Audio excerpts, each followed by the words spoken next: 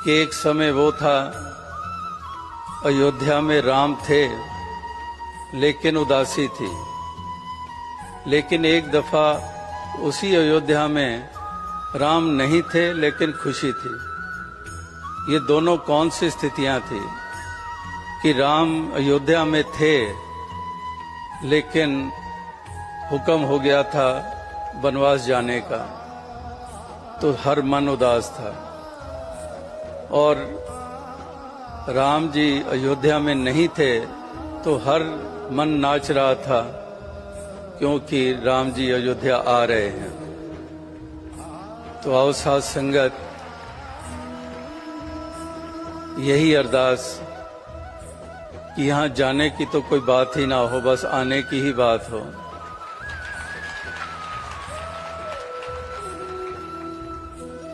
साडे वेड़े आया कर यार, सुबह शाम यार।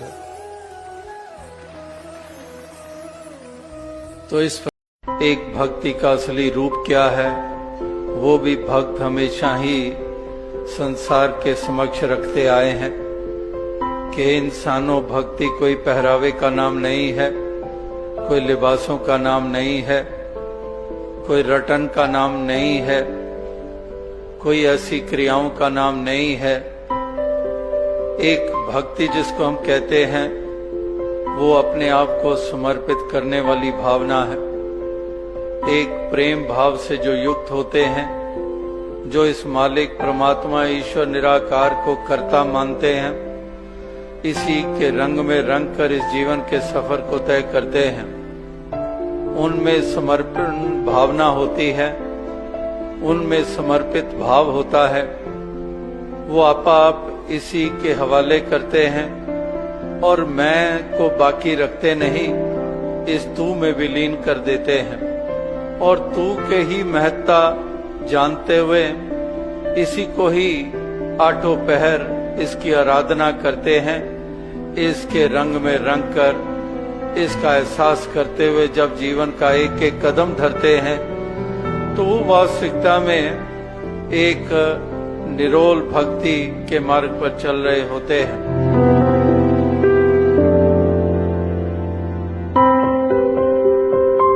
दास ने कुछ कोशिश की, ऐसे ही जब पता चला कि इन्होंने ये सेवा लेनी है, तो मन में भाव आए बड़े सारे कि ये तो मैंने खुद देखा है, ये तो मैंने खुद देखा है। तो उन्हीं को कुछ पिरोने की कुछ कोशिश। एक आध मिनट ही पहले आखिरी श्वास लेने से दास ने कि उनके चरणों से चादर हटाकर उनके चरणों को चूमा और ये प्रार्थना की कि आप एक इंडिविजुअल नहीं,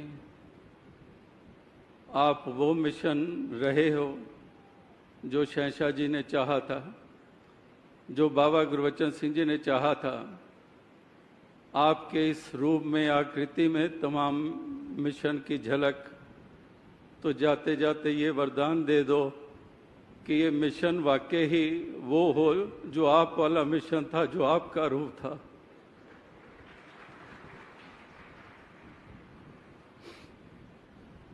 जिस तरह से आप निम्रता में रहे, हर गुरसिख में निम्रता आ जाए।